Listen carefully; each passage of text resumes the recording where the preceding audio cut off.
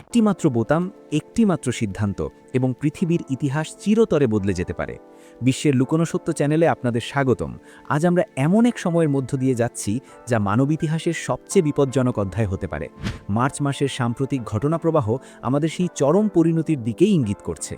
Iran, Israel এবং যুক্তরাষ্ট্রের মধ্যে চলমান উত্তেজনা এখন আর শুধু কথার লড়াই বা প্রক্সি যুদ্ধে সীমাবদ্ধ নেই, এটি রূপ নিয়েছে এক ভয়াবহ এবং সরাসরি সামরিক সংঘাতে। মার্চের শুরুতেই আমরা দেখেছি কিভাবে পরিস্থিতি নিয়ন্ত্রণের বাইরে চলে গেছে। ইসরায়েল তাদের নিরাপত্তার দোহাই দিয়ে ইরানের নাতাঞ্জ ও ফোর্দো পরমাণু স্থাপনায় আগাম বিমান হামলা চালিয়েছে। এর জবাবে ইরান ইসরায়েলের তেল আবিব এবং মধ্যপ্রাচ্যে থাকা মার্কিন সামরিক ঘাঁটিগুলোতে হাইপারসনিক ব্যালিস্টিক মিসাইলের বৃষ্টি ঝরিয়েছে। শান্তি আলোচনার সমস্ত পথ সম্পূর্ণ ব্যর্থ হয়েছে। এই মুহূর্তে সামরিক বিশ্লেষক থেকে শুরু করে সাধারণ মানুষ সবার মনে একটাই প্রশ্ন: যদি এই সংঘাতে কোনো পক্ষ পারমাণবিক অস্ত্রের ব্যবহার করে তবে ঠিক কী ঘটবে? ধরে নিন পরিস্থিতি এমন এক পর্যায়ে পৌঁছালো যেখানে আর ফিরে আসার উপায় নেই।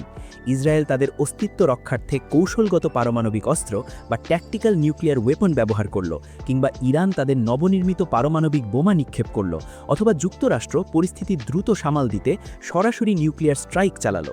প্রথম আঘাতটি যেখান থেকেই আসুক না কেন, বিস্ফোরণের প্রথম কয়েক সেকেন্ডের দৃশ্য হবে কল্পনাতীত এবং অমানবিক।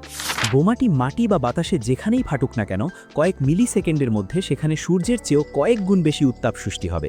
বিস্ফোরণ স্থলের 5 থেকে 10 কিলোমিটারের মধ্যে থাকা সব কিছু, মানুষ, গবাদি পশু, কংক্রিটের বিল্ডিং, লোহার যানবাহন মুহূর্তের মধ্যে বাষ্পে পরিণত হবে। মানুষ কোনো শব্দ শোনার বা কিছু বুঝে ওঠার আগেই লাখ লাখ প্রাণ চিরতরে হারিয়ে যাবে। এরপর আসবে প্রচণ্ড শকওয়েভ বা বাতাসের ধাক্কা। এই শকওয়েভ শব্দের চেয়েও দ্রুত গতিতে কয়েকশো কিলোমিটার পর্যন্ত ছড়িয়ে পড়বে এবং যাত্রাপথে থাকা সব কিছু তাসের ঘরের মতো গুঁড়িয়ে দেবে। তবে আসল বিপর্যয় শুরু হবে বিস্ফোরণের কয়েক ঘন্টা পর। পারমাণবিক বিস্ফোরণের ফলে সৃষ্ট ধুলো, মাটি আর ছাই আকাশের দিকে ধেয়ে গিয়ে তৈরি করবে বিশাল এক মাশরুম ক্লাউড বা তেজস্ক্রিয় মেঘ। একে বিজ্ঞানের ভাষায় বলা হয় নিউক্লিয়ার ফলআউট। মার্চ মাসের ভূমধ্যসাগরীয় বাতাসের স্বাভাবিক প্রবাহের কারণে এই প্রাণঘাতী তেজস্ক্রিয় ছাই ইসরায়েল, লেবানন, সিরিয়া থেকে শুরু করে জর্ডান, মিশর এবং ইরানের আকাশ সম্পূর্ণ ঢেকে ফেলবে। বাতাসের গতির ওপর নির্ভর করে এটি ইউরোপ এবং দক্ষিণ এশিয়ার দিকেও অগ্রসর হতে পারে। যারা প্রথম হামলায় কোনোভাবে বেঁচে যাবে তারা শিকার হবে মারাত্মক তেজস্ক্রিয়তার, বিজ্ঞানের ভাষায় যাকে বলা হয় অ্যাকিউট রেডিনেশন সিনড্রোম। কয়েকদিনের মধ্যে লাখ লাখ মানুষ চুল পড়া, শরীরের চামড়া ঝলসে যাওয়া, রক্তবমি এবং ক্যান্সারে ভুগে ধুকে ধুকে মারা যাবে। ওই পুরো অঞ্চলের মাটি, পানি এবং বাতাস আগামী কয়েকশো বছরের জন্য বিষাক্ত হয়ে যাবে। হাজার বছরের পবিত্র ভূমি থেকে শুরু করে ঐতিহাসিক শহরগুলো পরিণত হবে এক একটি মৃত্যুপুরীতে। এই যুদ্ধের প্রভাব শুধু মধ্যপ্রাচ্যেই সীমাবদ্ধ থাকবে না, এর ঢেউ আছড়ে পড়বে সারা বিশ্বে। পারস্য উপসাগর এবং হরমুজ প্রণালী, যেখান দিয়ে বিশ্বের 20%-এরও বেশি তেল সরবরাহ হয়, তা সম্পূর্ণ বন্ধ হয়ে যাবে। রাতারাতি বিশ্ববাজারে তেলের দাম ব্যারেল প্রতি $300 থেকে $400 পৌঁছাতে পারে। গ্লোবাল সাপ্লাই চেন বা বিশ্ব সরবরাহ ব্যবস্থা মুহূর্তের মধ্যে ভেঙে পড়বে। বিশ্ব অর্থনীতি এমন এক ভয়াবহ মন্দায় নিপতিত হবে যা অতীতের যে কোনো অর্থনৈতিক ধসকে হার মানাবে। আর এই ধ্বংসযজ্ঞের সবচেয়ে ভয়ঙ্কর অধ্যায়টির নাম হল নিউক্লিয়ার উইন্টার বা পারমাণবিক শীত। একাধিক পারমাণবিক বোমার বিস্ফোরণের কারণে যে বিপুল পরিমাণ কালো ধোঁয়া এবং ছাই বায়ুমণ্ডলের স্ট্র্যাটোস্ফিয়ারে পৌঁছাবে তা সূর্যের আলোকে পৃথিবীতে আসতে সরাসরি বাধা দেবে। এর ফলে বিশ্বব্যাপী গড় তাপমাত্রা কয়েক ডিগ্রি কমে যাবে। পৃথিবীতে নেমে আসবে এক অকাল শীত। এশিয়া, ইউরোপ এবং আমেরিকায় ফসল উৎপাদন চরমভাবে ব্যাহত হবে। খাদ্যাভাব এবং অনাহারে মারা যাবে বিশ্বের কোটি কোটি মানুষ। ভূ রাজনৈতিক দৃষ্টিকোণ থেকে চিন্তা করলে পরিস্থিতি আরও ভয়াবহ।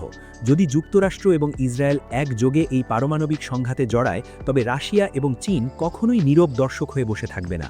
বর্তমান সমীকরণ বলছে রাশিয়া এবং চীন ইরানের খুব ঘনিষ্ঠ মিত্র। একটি পারমাণবিক অস্ত্রের ব্যবহার পুরো বিশ্বে একটি চেইন রিঅ্যাকশন বা ধারাবাহিক প্রতিক্রিয়া তৈরি করবে। বিশ্বের অন্যান্য পরাশক্তিগুলো তাদের নিজস্ব পারমাণবিক অস্ত্রাগার সচল করতে বাধ্য হবে, যা মানব সভ্যতাকে সরাসরি তৃতীয় বিশ্বযুদ্ধ বা সম্পূর্ণ ধ্বংসের দিকে ঠেলে দেবে।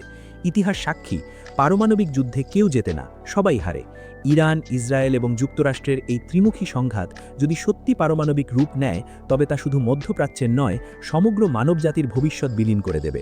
বিজ্ঞানী আলবার্ট আইনস্টাইন একবার বলেছিলেন, আমি জানি না তৃতীয় বিশ্বযুদ্ধ ঠিক কী অস্ত্র দিয়ে লড়া হবে, তবে চতুর্থ বিশ্বযুদ্ধ লড়া হবে লাঠি আর পাথর দিয়ে। মানব সভ্যতাকে টিকিয়ে রাখতে হলে সময় থাকতে বিশ্বের নেতাদের এখনই এই ধ্বংসযজ্ঞ থামানোর পথ বের করতে হবে। ভিডিওটি শেষ পর্যন্ত শোনার জন্য ধন্যবাদ। বর্তমান এই সংকটময় বিশ্ব পরিস্থিতি নিয়ে আপনার কী মতামত তা অবশ্যই কমেন্ট করে জানাবেন। বিশ্বের এমন আরও গুরুত্বপূর্ণ বিশ্লেষণ এবং অজানা সত্য জানতে বিশ্বের লুকোনো সত্য চ্যানেলটি সাবস্ক্রাইব করে আমাদের সাথেই থাকুন।